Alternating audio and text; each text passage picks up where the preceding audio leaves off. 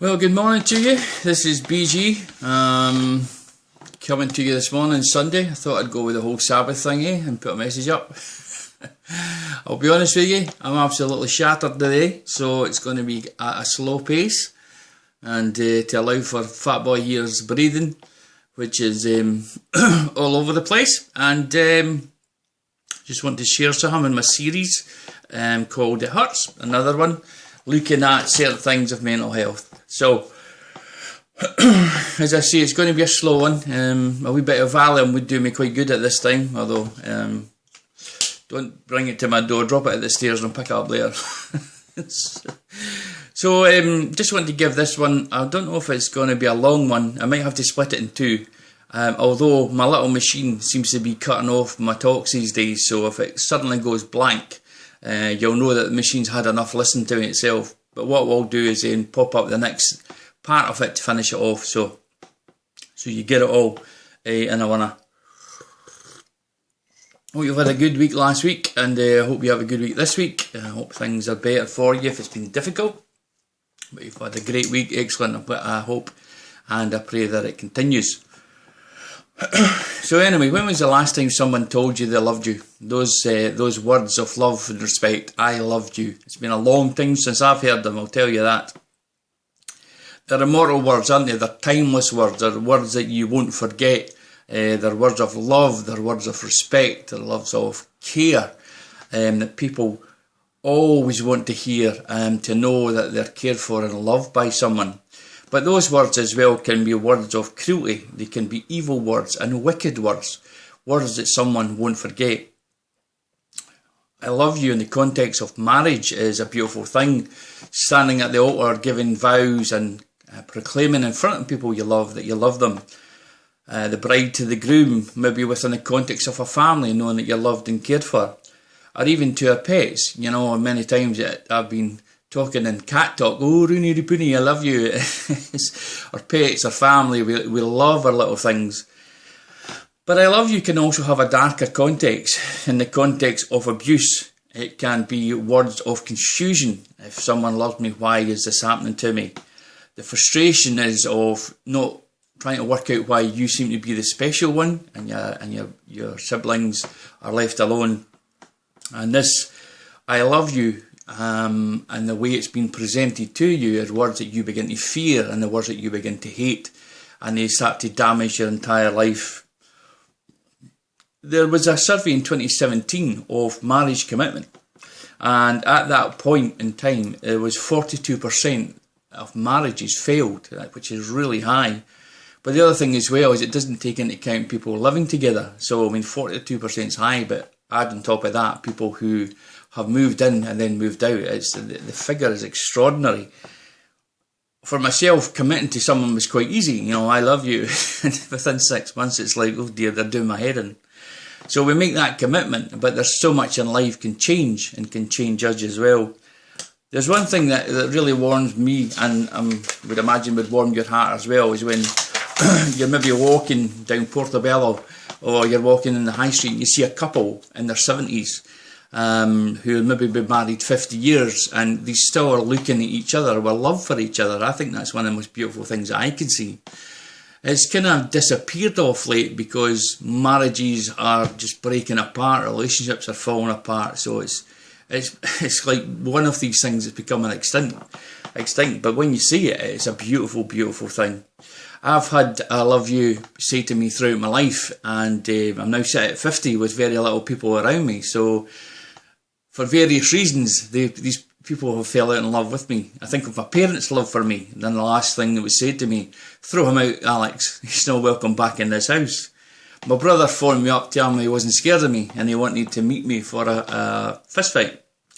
I've had a wife tell me she loved me and then tell me to leave. A long-term partner tell me she loved me and that it wasn't working, and it was definitely my fault, not hers. My second wife had had enough. She had fallen out of love as well. And then the church one, the church that's open to everyone, who loves everyone and whose doors will always be open. You're not welcome here, don't come back. So words, I love you can be different, have different meanings in different situations. The hidden meanings behind love are quite subtle and quite funny as well. For the bunch of flowers that you give to your loved one, and the answer is, I know what you're after. Or the wine, you buy a little lovely bottle of wine to go with dinner, and her idea is, you're just trying to get me drunk for something. Or the weekend's away, and you're saying to her, oh, sorry darling, they've only got, maybe you just met this girl, you take her away for the weekend, they've only got one room. She's looking at you like, aye, right, there's 40 bedrooms here and it's dead. So there's some partners look at there's connotations behind what people are doing and what they're saying, maybe they're wanting a wee bit nookie, you never know, eh? But also the hidden bad connotations behind I love you, which leads to abuse, which can be emotional, physical, psychological, all those different ways that damage people.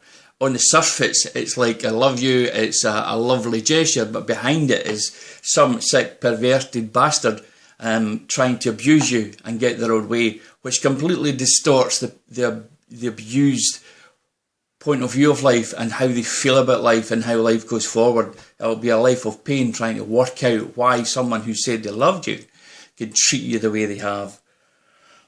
I told a pastor once of the abuse I went through, and his comment was, it wasn't that bad, was it?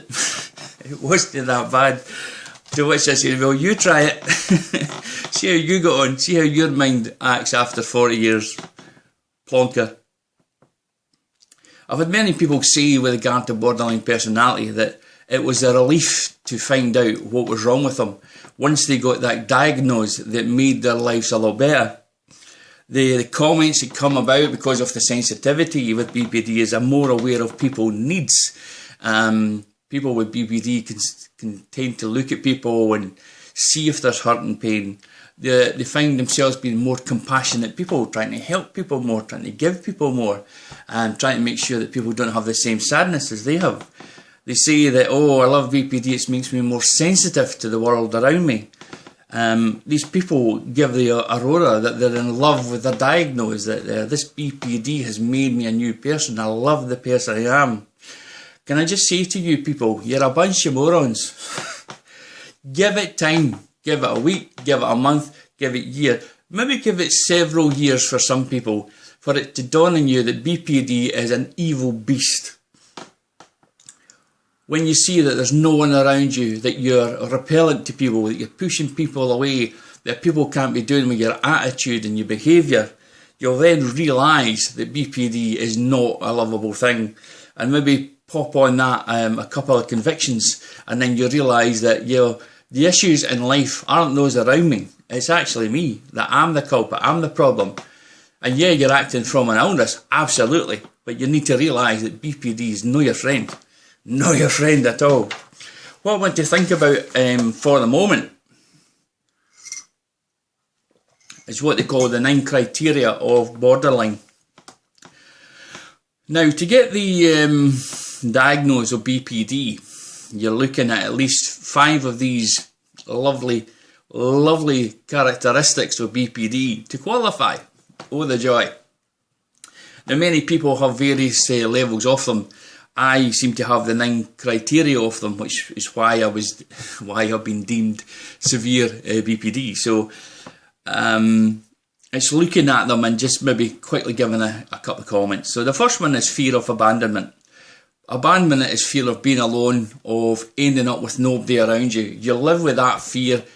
Even if there's one person in your life, you're fearing abandonment. You just can't live with the fact that someone might walk out on you, and then you're left with yourself trying to deal with why people don't want to be around you.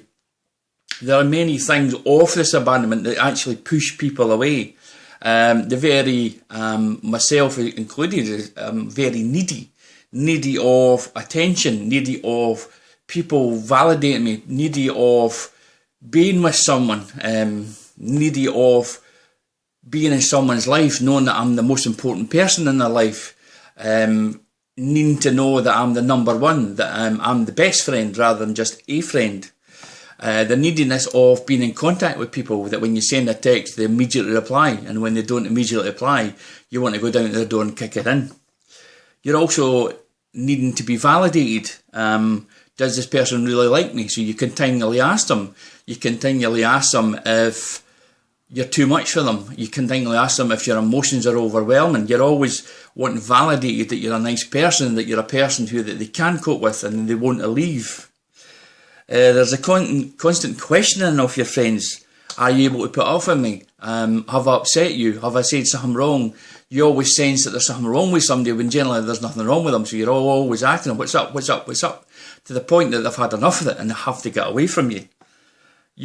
I've had the whole overwhelming generosity, and as one friend pointed out, which was difficult to accept, is that I would give anything to anybody just to keep a friendship. Money, time, I'd be there for them.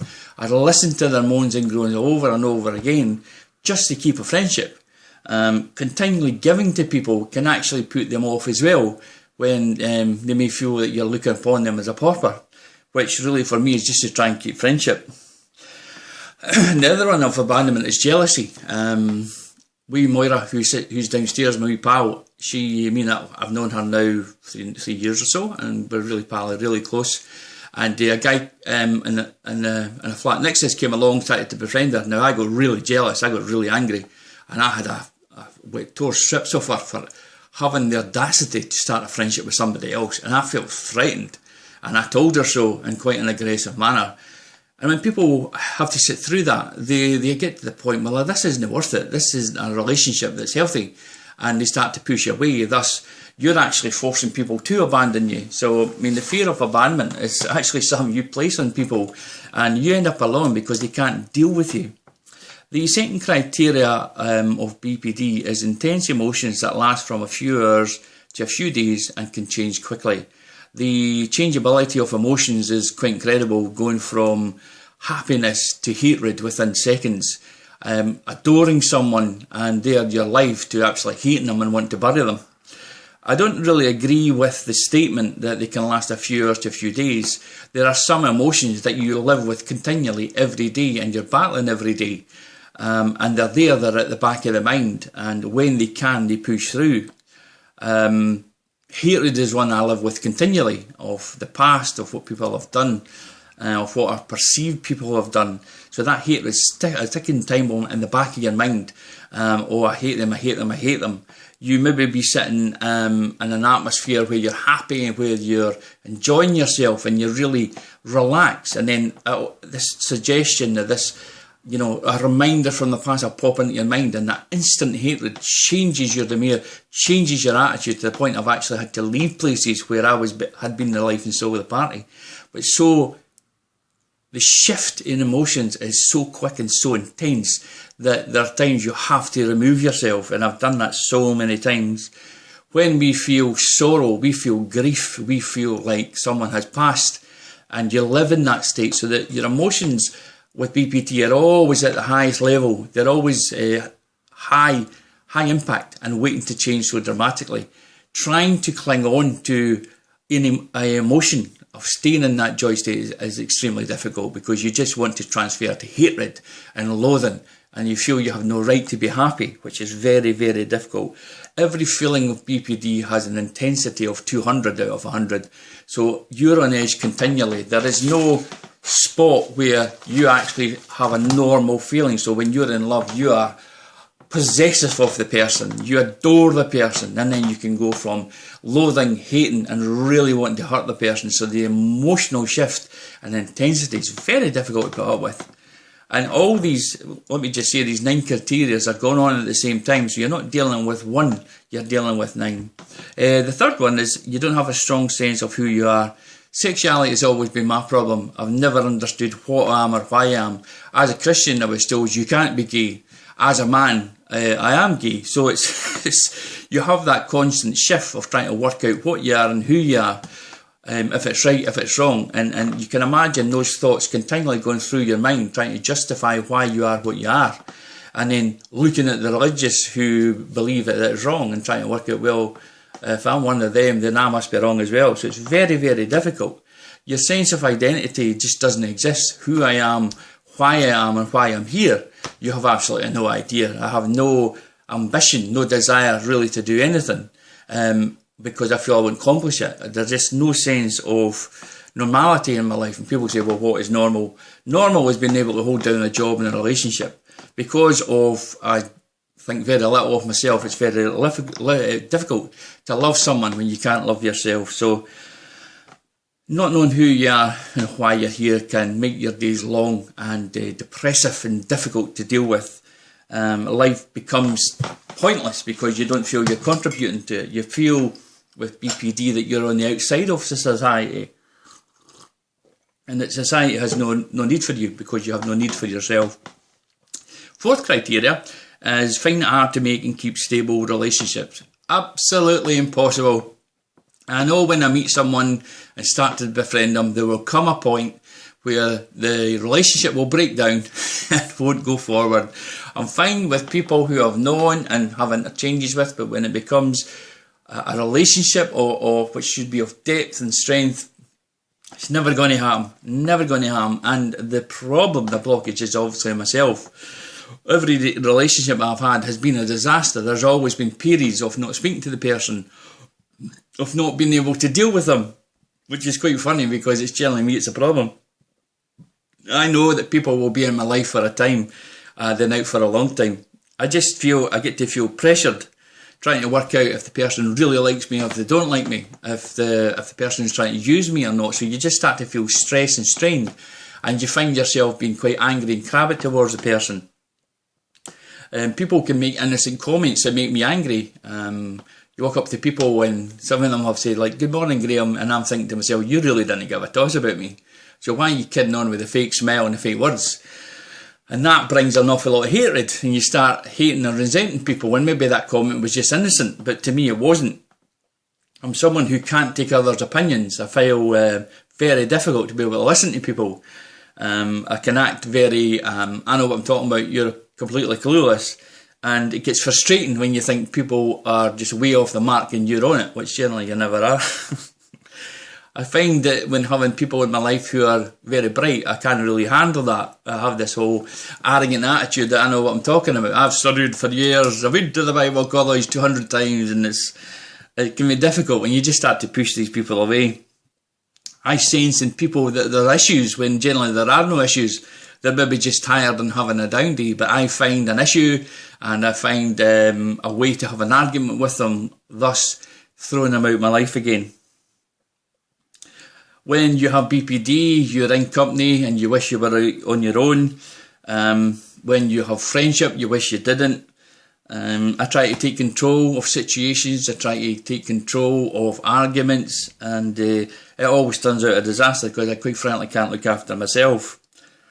At the moment there's about 3 people in my life, and who not even been consistent. I fell out with the 3 of them numerous times, and it's very difficult to go from loving someone to hating them, and your emotions just keep shifting. It's a hard place to be. I mean, I do care about people, genuinely care, but I find it so pressurised dealing with people that I find it easier and better to be on my own at many times. The 5th criteria is feeling emptiness. The emptiness is like if you've lost a loved one, or you put every effort into getting a job in a job interview and you didn't get it, or if someone has left you for another person. It's that emptiness you feel when you saw your life projecting forward with someone, and then all of a sudden it's been cut off and they're gone. That's the emptiness you feel with B.P.D.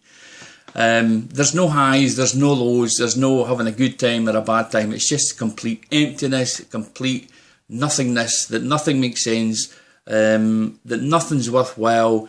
Contribution to this world, there's 7.4 billion, they'll know Miss Graham. Everything's pointless. What's the point of having a career for you to die? What's the point of having a family when you're going to die? What's the point of building a future when that's not going to be there? So that whole emptiness is suffocating, and you feel like it's utterly worthless and a waste of time, and that you'd be better not being in life. You feel that, you know, if this is the way it's going to be, I may as well just bolt. So that emptiness is soul destroying when you just do not see positivity in anything. The 6th criteria is impulsivity. You act impulsively. You just, you can be motoring along quite normally, and all of a sudden you do things that can have bad effects on your life, on your relationships, and upon your health. I've known many people who've never taken drugs, never wanted to be near them, and all of a sudden they're on the weed, they're on the ecstasy, they're on the cocaine. So they went from one way to another completely.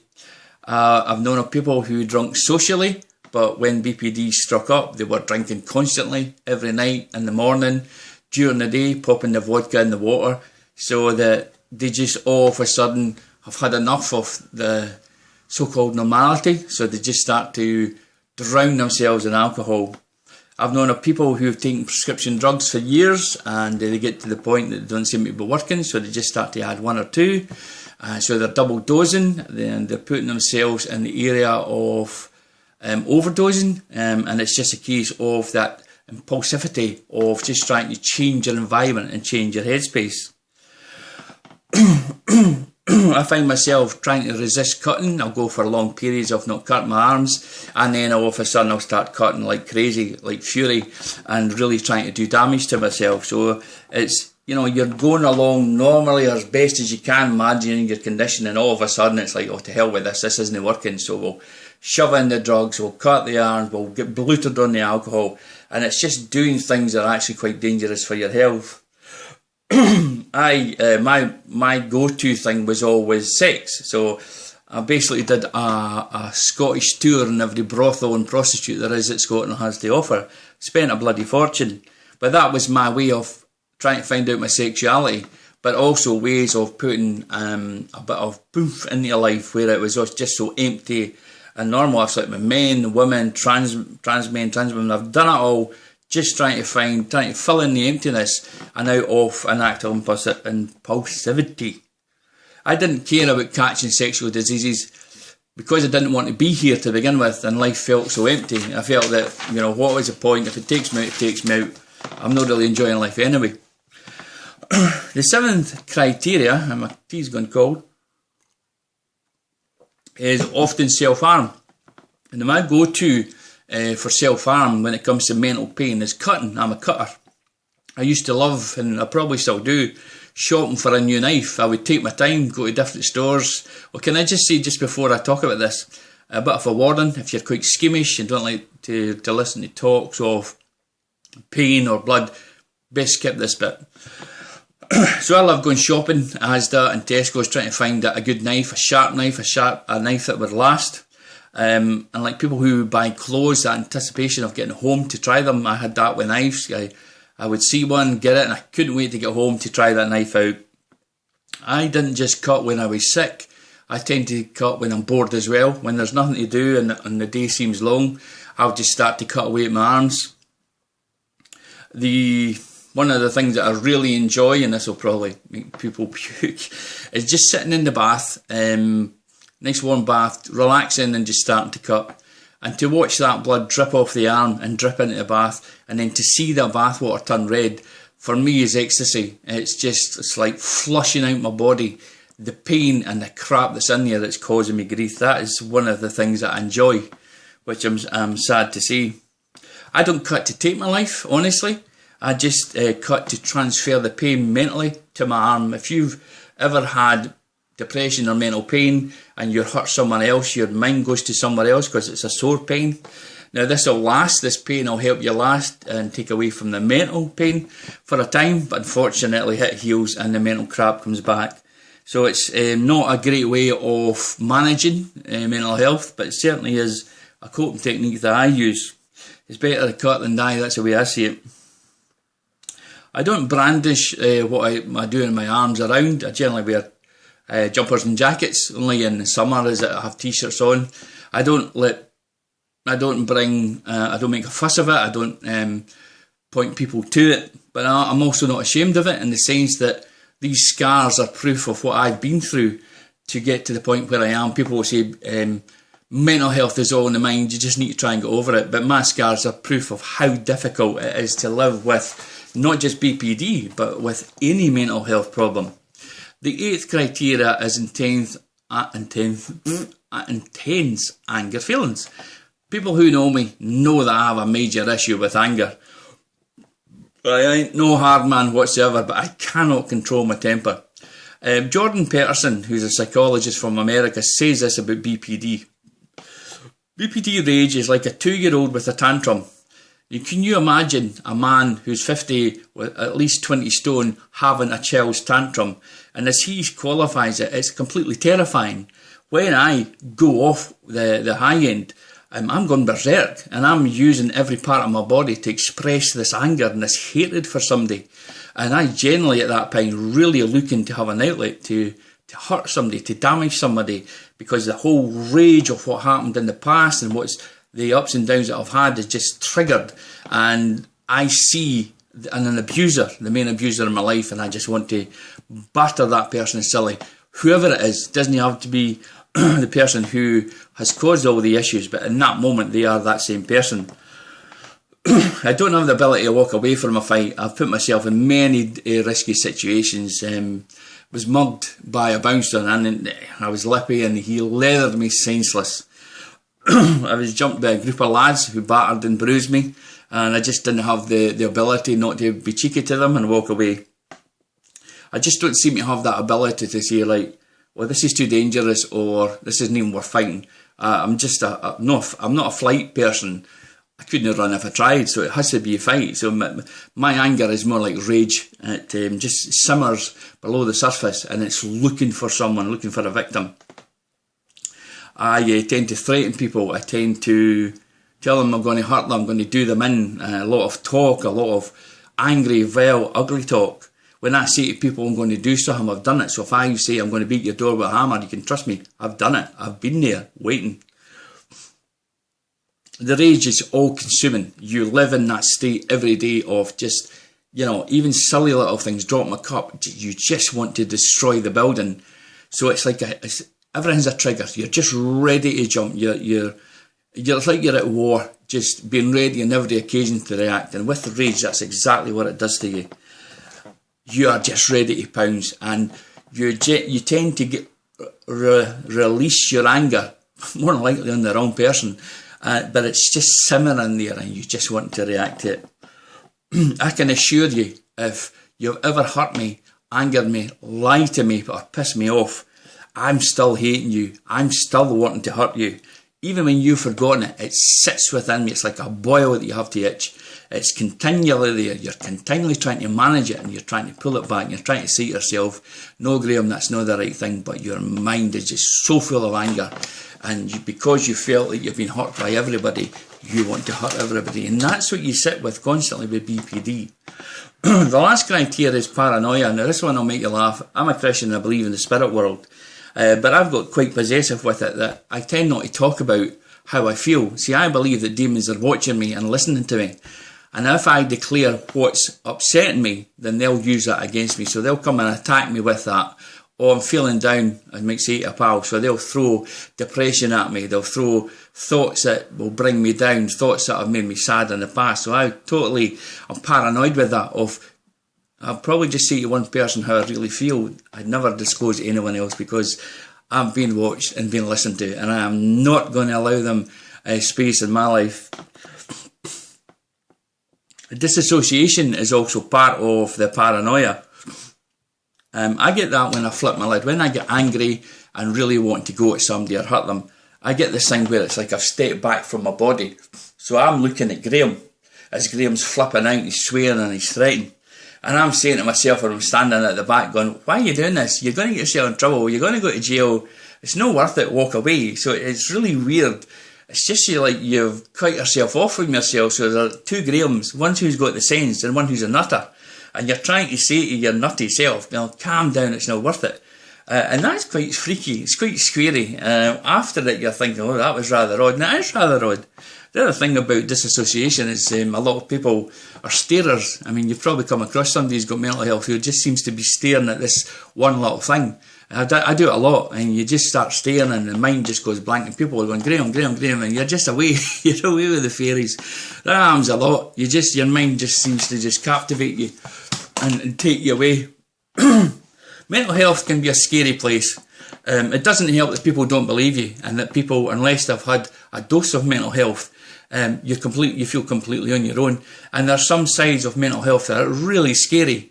Your mind can take control of you and make you do things that you normally wouldn't do. 90% of the time, someone with mental health is working hard to manage their emotions, to keep them in check, to not flare up, to not act out, to not hurt someone. But when tiredness kicks in, when fatigue comes along, your guard comes down, and then that 10% pushes through, that 10% where you're off your rocker, you're looking to damage someone, whether it's verbally or physically. You can't continue to manage your emotions 100% because you're so tired of trying to do it all the time. You know, if you've got B.P.D raised, that it's only a matter of time before somebody's going to get it. And you know within yourself it's going to be put towards the wrong person. But trying to hold back continually is flipping nightmare. It's so tiring. The drugs don't help because they bring tiredness in as well. The idea is not really to cure you, is it? It's to subdue you. And trying to fight tiredness, being subdued by medication, there's going to come a point where that you've had enough and you can't deal with it. And people do get hurt. The whole blowout of B.P.D, when you've had a rage at someone, if you went at someone verbally or physically, is a lonely place. You're pushed aside, or he's unmanageable. We can't deal with his emotion. We can't deal with a flare. We've got to watch what we're saying. We're walking on eggshells. So people put you aside. They stop visiting you. They stop phoning you. They get the whole self-righteous attitude that, oh, he's the issue. And so you're cast aside, and it's a lonely place. It's very difficult. It feels as if everybody's blaming you, that you're the issue in life. And yeah, you do cause yourself a lot of problems with B.P.D. But people aren't saints, and people aren't always right. We're always wrong. We all do things and do things in mistake. People have done things wrong to me. One in particular lied his face off to me in the store, and still waiting for the apology. Never happens. Why? Because I'm the one to blame.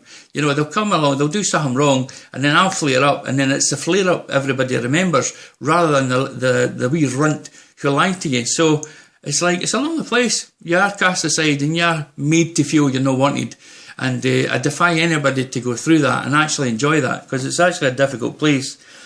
At 50, I've gotten to the point that I realise that you really can't trust anybody, and that people will blame you even if you're at fault or no, because people can't actually be serious with themselves and see that they do wrong.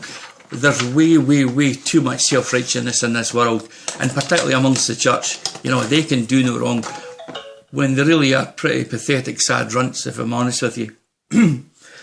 B.P.D seems quite a hopeless illness, and I'll be perfectly honest with you, it kind of is. But you've got to remember that when people desert you, there's one who doesn't. This is a promise I want to read to you of God.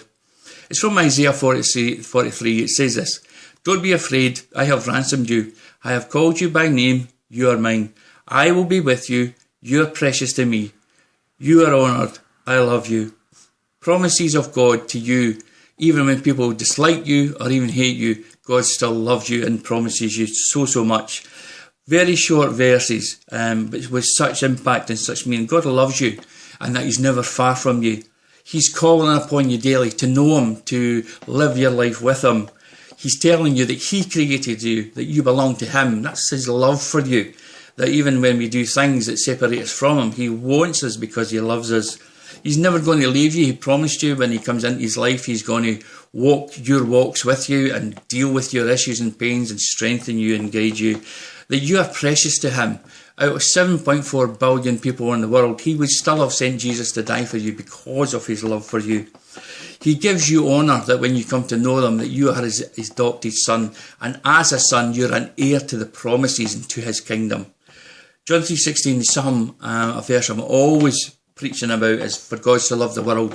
What I want you to do is to change the world part. So put at the end, for God to love Graham, or for God to love Trevor, or for God to love Dorothy. God loves us, and He has created us. He sent His Son to love us, and He's drawn us to Himself. And as we are in Him, as we are in Christ, as it's called, through faith, He gives us the inheritance of a son, the inheritance of a kingdom. There's certain people will like to tell you that life's to be heavenly, this side of heaven, and if you are in a difficult life, then it's probably your fault. Utter crap. There are people who are born into poverty, who live with chronic pain throughout their lives, and die a lonely, isolated death, not because they've done anything wrong, because that's the way life is. There's people who love to bullshit you and tell you, oh, come to Jesus, everything will be great. Utter nonsense. They promise you material riches. Doesn't occur. They tell you that you're going to have abundantly earthly success.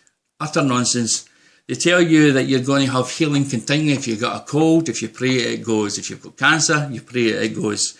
It tells you that this side of life, you'll have a paradise, you'll have your own wee kingdom, massive bank account. These are all lies, utter lies of the church that they like to tell you to promote their church. People who tell you this stuff, they are false teachers, false pastors, false prophets and false evangelists. Our God can give you anything, absolutely. Nothing is outside his control. But he's not going to give you everything you want. What he'll give you is what you need. That's the God that we believe in, that we trust in. Anybody who is teaching anything else is a liar and is not part of God's kingdom. These people want to suck you into their organisations, into their reunions. And what they really want is to have their power over you and to get your tithe. See, these bums all are taking nice healthy salaries from the churches, so they need you in their seats, they need you in their churches, and they need your tithes. And then they'll subtly maybe once a month tell you that, we should be giving to the Lord, and when you give, you'll get 100-fold return. That's not how God works. God owes us nothing. There's no promises of us all being loaded in Christ, of all being hell-free issues in life. That's not what the Bible says. What you have to do is, if you want to be Christian and be like Christ, is actually live like Christ. So this is what Jesus' life was like. Jesus had pain before pleasure, sorrow before joy, humiliation before glorification, persecution before exaltation, death before resurrection, and earthly hatred before heavenly worship. The way of the cross is the way of suffering, pain and death. It's been said, this quote is actually excellent, it says, suffering is a badge of true discipleship. If you are a Christian and you're not suffering, I would say to you, look at your salvation, look at your lifestyle, because what happens, people come to Jesus and decide when God blesses them, they're going to keep that blessing. As a Christian, we have to love and help each other. That the way of Christ is a hard road, a tough road, but it's a road filled with love and joy in your heart and your soul, and knowing that one day that all this injustice will be gone and will be replaced by a kingdom given to you from a loving God. Anyone who teaches any other way than the road of the cross is a liar, and these lies come from Satan. And if you're lying consistently like Satan, then you're a child of Satan, not a child of God. Living by faith is difficult. I live with B.P.D, depression, issues every single day. And at times it cripples me, at times I'm shouting at God and hating him. But overall, I know that he's there, I know that he will love me, and I know that one day he will take this all from me and receive me into his kingdom. And that is exactly what we've to live for. Yes, we'd like to have a great life now, but even if we don't, we'll have a great life one day. The next issue I want to look at, and it'll be the last one in our Heart series, is about depression, how that affects me, and intrusive thoughts, which I have. Now, these 9 criteria, they don't happen one a day. They're all at once. So you can imagine the intensity of dealing with all this. And that's what someone with BP goes through. They are not acting out looking for attention. We're very sick and we're screaming out for help. And yes, we all suffer. Nobody's going to deny that, which really means we all need support and help and love. I hope this has spoken to you. Again, look at John 3:16, Romans 10 and 9. That's the way to Christ. And don't be put off that the Christian road is a difficult road. The beautiful thing of it is that you will have communion with your Father, and that you will live with Christ daily, and that he will empower you with the Spirit to see past this life and to see an eternity of greatness and awesomeness. Take care. God bless you. I hope you're doing well. And if you want to leave a comment, absolutely cool. If you want to leave a prayer request, absolutely cool. But take care of yourself, look after yourself, particularly in these times. Be sensible, listen to what we've been told by the government. Don't act like you're above what the government says. Don't be so stupid, there are people dying. Let's be sensible, let's look after ourselves and each other. Take care, God bless.